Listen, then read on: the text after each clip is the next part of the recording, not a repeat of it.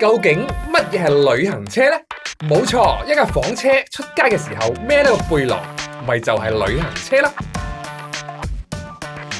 雖然旅行車同埋房車咁相似，但係大家出街嘅時候有冇發覺孭住背囊嗰一個好似唔多覺眼喎？究竟旅行車同埋房車呢兩類生物，佢哋會爭幾遠嘅呢？今次我哋就揾咗啱啱新鮮出爐嘅 Volvo S60 房車，同埋孭多個背囊嘅 V60 旅行車比較一下啦。首先出場嘅係 Volvo S60 房車 T5 嘅版本，佢係有2公升直4 Turbo 嘅250匹引擎，當然唔少得嘅係4驅同埋8條觸波箱啦。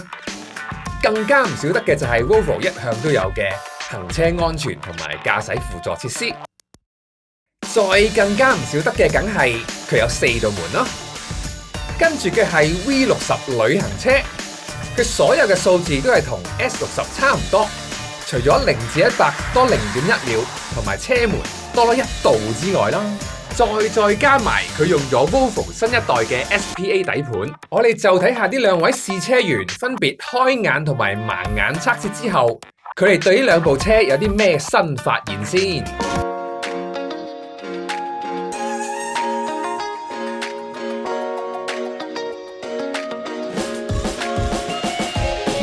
我諗我哋都講過好多次㗎啦 ，SUV 同旅行車去揀咧，我估你一定揀旅行車嘅。但係你就知，其實啱咗，啱嘅。咁但係房車同旅行車咧，普遍我唔知你會點揀啦。咦，我冇講過咩？咁又好似冇。我講緊10000次，我都係中意旅行車多啲嘅。我係一個單車手嚟㗎嘛，你知道。係。咁所以一定要揀佢啦。嗱，咁我打斷你一陣買個廣告先，因為我哋今期 Top Gear 10月號咧就係講旅行車同 SUV 啊房車比較嘅。咁旅行車你知香港都越嚟越少啦。我數過大概唔夠10部，唔夠10。我哋喺10月號咧已經講咗差唔多一半啦，已經係。所謂一半咧，只係5部嘅啫。即係如果你真係對旅行車仲有興趣嘅咧，呢本書真係要買嚟收藏啦。咁同埋都賣埋其他廣告啦。我哋 YouTube channel 記得 subscribe， 咁隔離嗰個鈴鈴咧 notification 記住撳埋佢啦，有新片就即刻話俾你知嘅。好啦，咁我哋又講翻旅行車同埋房車嘅嘢啦。係，咁我哋做完10月號之後，我哋變咗半個旅行車同埋房車同埋 SUV 分別嘅專家啦。咁你頭先爭嗰時，呢兩架車 S60 同埋 V60， 你覺得係咪有分別呢？如果我用普遍嘅認知呢，我會覺得房車係比旅行車靈活少少嘅，尤其是喺個尾續嘅動態上邊。普遍嘅認知就係一個純粹嘅知識嚟嘅啫，呢個唔係經驗嚟嘅。冇錯啦。但係今次我揸呢，我覺得個分別比我想象中細好多嘅。我覺得個靈活性呢，幾乎係冇分別嘅。佢嘅分別在於喺個尾續個穩定性。我唔知係咪關兩個版本個懸掛有少少分別啦。一個係 R Design， 一個係 Inscription。呢一架旅行車呢，個懸掛係好啲嘅，高級啲嘅，叫 R Design， 就 Sport 啲嘅。我覺得個旅行車揸起上嚟係沉穩少少嘅。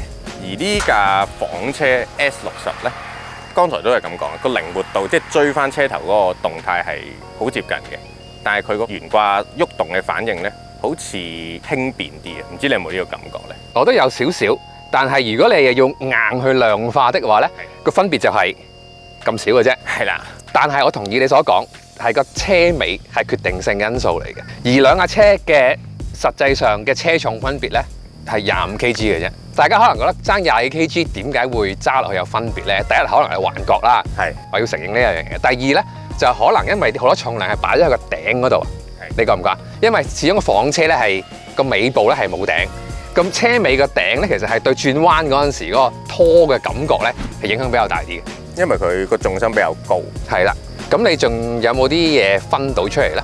揸落去嘅時候，幾乎係冇。我諗下先。我再諗下先，真係冇乜喎。係咯，係純粹車尾少少嘅感覺嚟嘅，係好輕微嘅感覺咯。有趣嘅現象咧，我哋之前咪試咗幾部旅行車 versus 房車或者 SUV 嘅，係每一次個房車同埋旅行車一齊出現嘅時候咧，都係個房車好揸得比較明顯啲嘅。係今次嘅分別點解會咁考起我哋咧？我相信就係因為其實 Volvo 呢兩架車咧嘅設定有啲古怪嘅，佢哋嘅長闊高近乎係一樣嘅。通常都長啲嘅喎。係啦，個 overhang 尾呢一忽咧點都會長啲嘅，但係呢架同嗰架咧竟然係個長度差唔多一樣嘅喎。好事與唔好事啦。Overhand 冇長度就代表個尾箱冇話特別加大咗好多嘅。當佢冇長度，就得出剛才嗰件好事啦，就係、旅行車個表現冇比架房車差好多喎。係。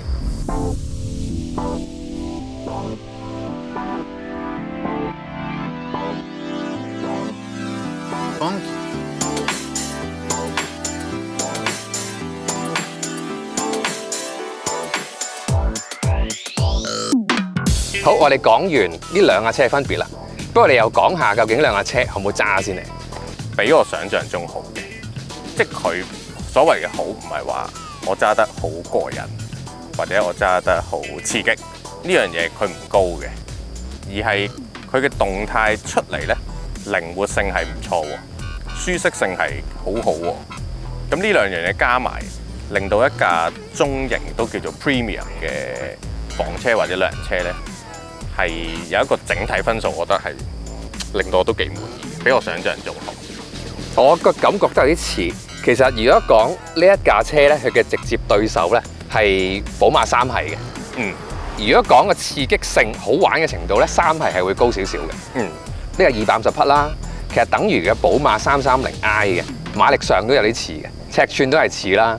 咁個寶馬好清晰嘅地方咧，就係佢架車係轉彎嗰時更加 sharp，比較輕啲，同埋個動力系統最大分別嘅同呢架，即係 kick down 嘅時候咧，佢330i 佢落波落得好快，同埋動力係會突然間落完，係咁樣嘅啫。睇住個轉速表啊，例如我咁樣喺度巡航中一踩，就咁樣噶啦。但係呢架咧就係、都幾似嘅，係咪好似啊？跟住咧呢架就係巡航中踩，係咁樣嘅。呢架係少一個爆點喺度啊！但係係咪冇爆點就唔正咧？我睇下點樣用法啦。我諗買得呢架車嘅人咧，佢都唔係要好 sport 嘅，佢都係好舒服、輕鬆咁去揸嘅。如果你以呢個心態去買呢架車或者呢架車咧，其實係啱嘅。如果講揸出嚟嗰個舒適性，又或者我學你啦，即係量化一啲嘢。若然我一個人係有 energy 嘅，我揸一架好 aggressive 嘅車，大概100公里，我 energy 可能已經好低嘅。但係呢一種車咧，就係、是、你一路揸長途100公里、200公里，你都仲覺得 OK 喎，我可以繼續揸喎。最重要就係佢成個揸車嘅氣氛、揸車嘅坐姿同埋軚盤重量啊嗰樣嘢，大家會覺得好自在、好舒服，唔使嘥好多力，唔使嘥好多神嘅。同一時間唔係覺得笨嘅，係佢同笨係完全冇關係嘅，笨嗰係我嚟嘅啫，係咪？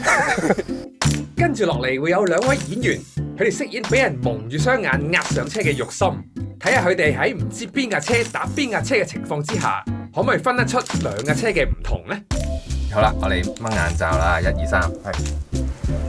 咦，我好似啱咗喎，唔係啊，好啱啊！我估呢個旅行車嘛，咦係喎，你黑個籠你都搞錯，原來我連個籠個顏色搞錯咗。咁我哋再講翻乘坐感嗰樣嘢啦。頭先你錯咗啊，你點解你會錯嘅咧？點解我哋會用呢個方法嚟試嘅咧？因為頭先我所講就係、人大咗咧係會有既定嘅偏見，即係所謂老屎忽啦。咁啊靠呢個盲眼測試咧，係刮我自己，等我知道咧原來我嘅觀念係錯誤嘅。點解我會錯咧？咁我點出嚟？但係我啱咗個顏色㗎。我估而家呢架應該係黑色籠嘅房車。我唔知點解我 feel 到個籠係黑色嘅，只不過我記錯咗嘅啫。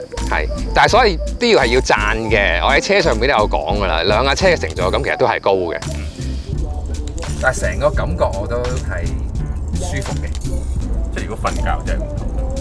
係都算幾高添，仲要係有種好穩嘅感覺，唔會好多左右浪。即使呢部我覺得係比較呢部燉咗啲咧，但係都唔會算係好辛苦嘅。其實咧應該咁講，我哋嘅觀感係冇錯嘅，我都係覺得呢部燉咗啲嘅，只不過我估燉咗啲嗰部應該係房車嘅啫。奇怪，就我本來啱一半，啱咗顏色，而家我啱多一半啦。嚇，咁不如你啱晒啦，佢講。好啦，所以如果我哋個乘坐感當係好似啦，咁跟住取決呢架車好定係呢架車好，咁要講空間㗎咯。咁其實咧，如果講乘客嘅舒適度同埋空間咧，我就覺得佢個椅背就比較直啲，兩架車其實係會似嘅。咁同埋個腳嘅位啦，因為今代嘅3系咧，其實佢嘅後座空間係多咗好多嘅。咁個腳位係明顯係多過呢架同埋呢架嘅。腳位我認同嘅，嗰個斜度可能因人而異啦。我已經覺得 OK 嘅。咁而家我講緊我中意個 point 咧，就係張凳嗰個剪裁，就係包得個人幾舒服嘅。後座通常冇咁包嘅，佢呢個就剪得唔錯。不過咧，由於佢咁樣剪咗咧，可能你會感覺張凳係偏窄啦。但係若然我唔知坐晒3個人會點啊。剛才我哋坐2個人，我覺得舒服嘅。即係手踭我擺位啊，或者我隔離蒙住眼偷偷地摸都摸唔到佢嘅。我再比一比呢架同埋 C-Class 啊，其實呢架車嘅車長同埋輪軸距咧，都係比 C-Class 多咗啲啲嘅。呢一樣嘢都體現到真係乘坐嗰度，呢架係個腳位多過 C-Class 少少，同埋佢比較贏 C-Class 多嘅咧，就係 C-Class 嘅坐墊比較短啲啊，即係去到呢度嘅啫。呢架都算係一個 full size 啲嘅坐墊嚟嘅，會係。咁人嘅空間以外就擺嘢啦，咁擺嘢就一定係2人車贏㗎啦。係咯，我有把尺喎，不如我度下究竟係咩？度下佢哋嘅長闊高咯。我所以又話唔好用隻眼，或者唔好用啲咩判斷，用數字去確定。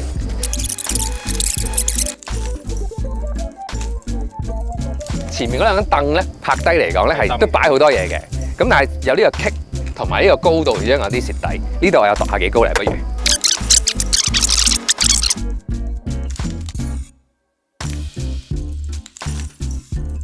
咁正常嘅2人車係應該好擺啲嘅。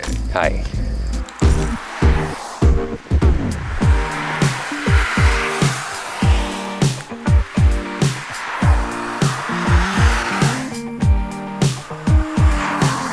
好，咁到最後啦，真係要2揀1，你會點揀呢？當然係要睇埋價錢先啦。兩架車其實相差係3萬蚊嘅啫。我唔好計佢哋嘅 trim level， 即係呢架 Out-Design 當然再貴啲啦。但係當2架同一個 trim level 咧，佢係爭3萬蚊嘅啫。你會點揀呢？我會揀旅行車，唔係因為我要擺多啲嘢，亦都唔係我要後座個頭頂闊落啲，中意佢個樣多啲。因為我覺得 S60嗰個線條咧好 typical， 咁我通常揀車都會揀啲唔好太老正啊。唔計老唔老正啦，呢架車對於我嚟講，我覺得個線條係靚仔啲嘅。因為我諗始終都係 Volvo 做開旅行車咁多年，所以佢哋嘅 styling 已經 fine tune 咗好多，唔會太醜樣嘅已經係。呢種尾燈咧，我就麻麻地嘅。即係呢種尾燈你又覺得 OK？L 型嘅尾燈。呢種尾燈咧個形狀都勁，但係襯翻落呢個車尾個形狀度咧，我覺得 match 喎。其實你講開 styling 啦，我想講其實 Volvo 90同埋60呢2大車系咧，佢哋有 XC 版、有 S 版、有 V 版同埋有 Cross Country 版啦。係。其實佢哋個內籠同埋外觀設計都係好似嘅，即係等於有8款車。如出一轍啊！可能會令人有啲覺得係悶嘅感覺啦。又或者你會唔會揸開60，你要 upgrade 到90咧？可能就唔會，因為太似啦嘛。雖然係咁，但係我覺得而家 Volvo 嗰啲家族嗰個樣咧，都係叫做靚嘅，即係最起碼同德國車好唔同先啦。同埋佢有種好咩咧？好北歐嗰種感覺啊！即係點咧？即係例如係休閒啲啊，或者係舒服啲嘅。佢唔係好搶眼嘅。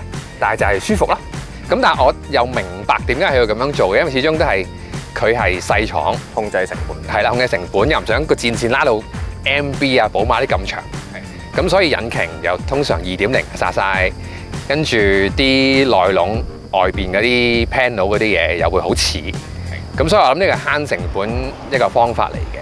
但係若然你唔係玩開 Volvo 嘅話，你去揀呢一堆車嘅入邊試哪一部咧？咁就影響不大啦。係，咁另外咧，我就估咧有好多而家喺電視機前面嗰啲朋友咧又話，應該係車話，又話車大陸做嘅呢啲車。我又講一次，唔係所有而家啲 Volvo 大陸做㗎。係呢部同呢部咧，好有趣喎。呢部同呢部再加埋 XC60咧，3架車都係唔同地方做。3架都60嚟。係啦，XC60咧就係國產嘅。係。呢一部嘅V60旅行車咧，佢就喺瑞典做嘅。呢一部咧就係美國做嘅喎。點解咧？我唔知係咪因為喺唔同國家佢哋嘅歡迎程度啱啱唔同啩？即係美國人就唔中意旅行車。我唔知啊，我純粹估嘅啫。因為 XC60主要係我諗國產嘅原因就係因為國內人比較中意啲嘅。即係個量嗰邊需求大啲。個量影響到佢嘅 production line 喺邊度？揸唔出 ，feel 唔到。 feel 唔到啊！真係 feel 唔到，可能要長時間揸先知。係啦，點解你唔問我會揀邊部嘅？我等咗你問我好耐㗎啦。你揀呢部啦。係啊，我又係你想講揀呢部一開始。但係兩部都唔差嘅，嗯，純粹係我自己個人嘅需求。呢部係啱我自己用比較多啲啫。好，最後我哋坐晒佢。好。